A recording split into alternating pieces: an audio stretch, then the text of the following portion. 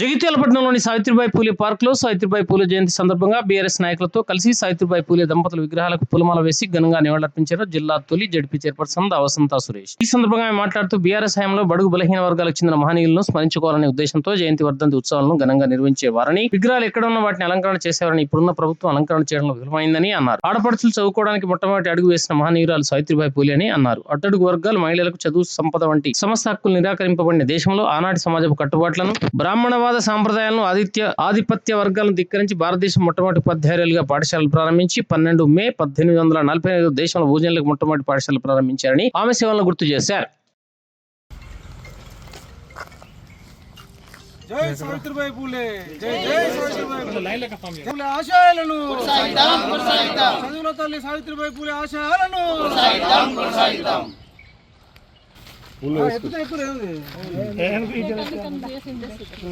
సావిత్రిబాయి పూలే ఆశయాలను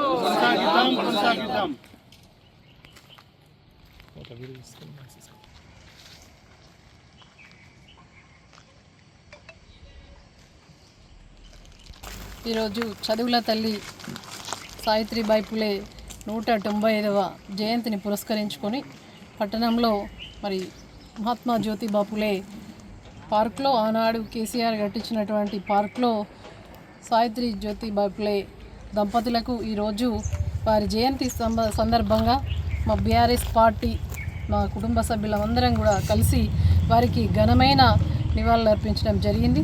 మరి వారిని స్మరించుకోవాల్సిన అవసరం ఎంతైనా ఉంది.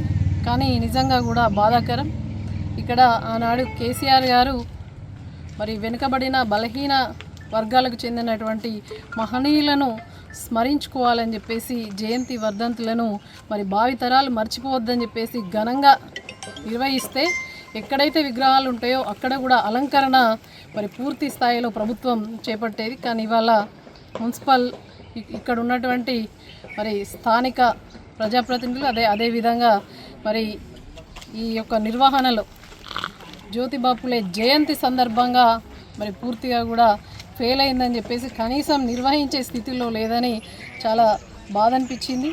మరి ఈ సందర్భంగా మరి చాలామంది ఆడపిల్లలు చదువుకోవడానికి మరి మొట్టమొదటి అడిగేసినటువంటి మరి మహనీయురాలు సావిత్రిబాయి పూలే. వారు 1848లోనే మరి విద్య కోసం ఉద్యమం చేసినటువంటి, సామాజిక ఉద్యమం చేసినటువంటి గొప్ప నాయకురాలు.